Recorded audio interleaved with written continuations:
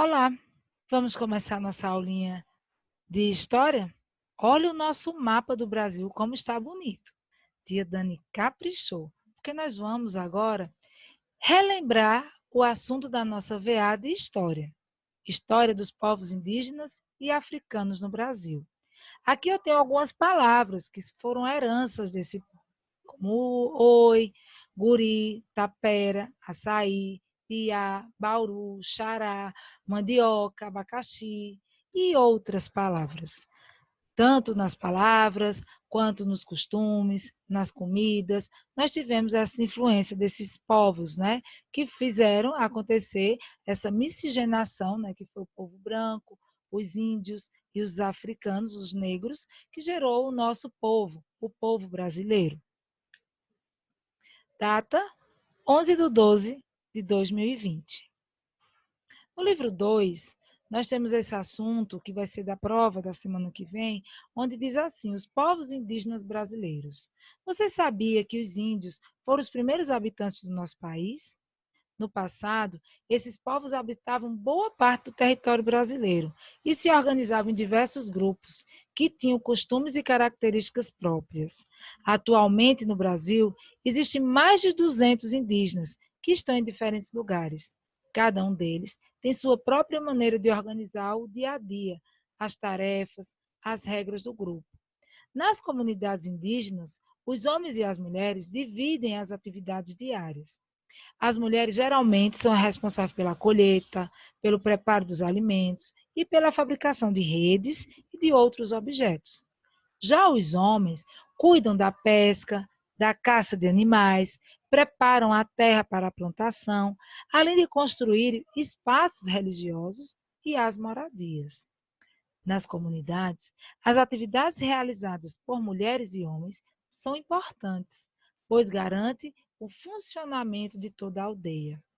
Para os povos indígenas, as pessoas mais velhas são as mais importantes, porque ensinam às crianças o costume, as tradições e transmite os ensinamentos para toda a vida.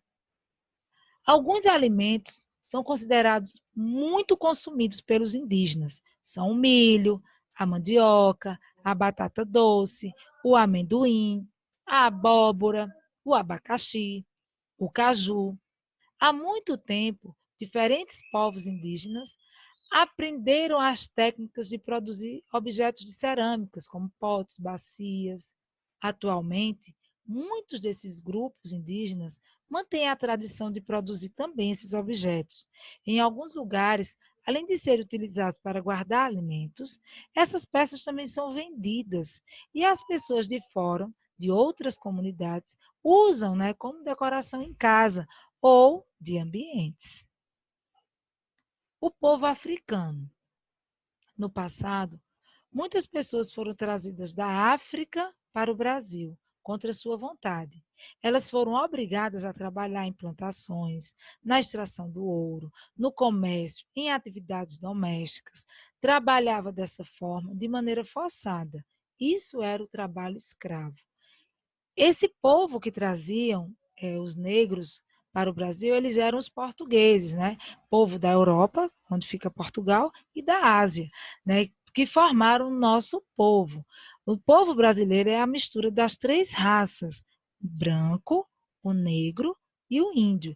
E essa mistura, né, faz a miscigenação, né, do nosso país. Os africanos trazidos para o Brasil eram de diferentes regiões da África e, por isso, tinham diversos costumes e culturas. Por muito tempo, esses povos lutaram pela liberdade. Com o seu trabalho, eles ajudaram a construir o nosso país e tiveram grande influência na formação da cultura brasileira. Uma das mais famosas heranças africanas no Brasil é a capoeira.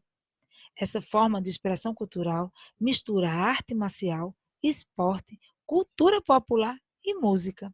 Atualmente, as rodas de capoeira são muito comuns por todo o nosso país. Além disso, algumas comidas brasileiras também têm a influência africana. Isso acontece porque diversos alimentos que consumimos aqui, como o café, a pimenta malagueta, o inhame, o quiabo, a melancia vieram da África. O azeite de dendê é um tipo de óleo usado no preparo de muitos pratos. Algumas receitas afro-brasileiras, como o acarajé e o vatapá, são preparadas há muito tempo com a utilização desses azeites. A música brasileira também foi bastante influenciada pela cultura da África. É muito comum nas nossas músicas o uso de tambores e de instrumentos de origem africana. Um dos principais exemplos dessa influência é o samba, que nasceu em uma mistura de ritmos africanos. Há outros ritmos, como o frevo, o maracatu, que reúnem muitas danças. Então, agora, você vai pegar o seu caderninho, você vai fazer o cabeçalho, vai colocar lá a atividade de história, a data de hoje, 11/12, e você vai copiar. A população brasileira teve a origem em três grandes grupos étnicos. Quais foram eles? Tia Dani já deu a resposta. Ó. Branco, o indígena e o negro. 2. Os indígenas que viviam no Brasil antes da colonização. De onde vieram os outros dois grupos? Os brancos, tinha dando também na aulinha, já tinha dito. Vieram da Europa e da Ásia. E os negros, da África. Qual palavra define a mistura das raças e do povo ocorrida no Brasil? Mistura, fusão, miscigenação ou contato? Miscigenação. Copie, dê uma estudada de novo. Vamos para relembrar do livro 2. Dê uma estudada boa para que vocês façam uma boa prova.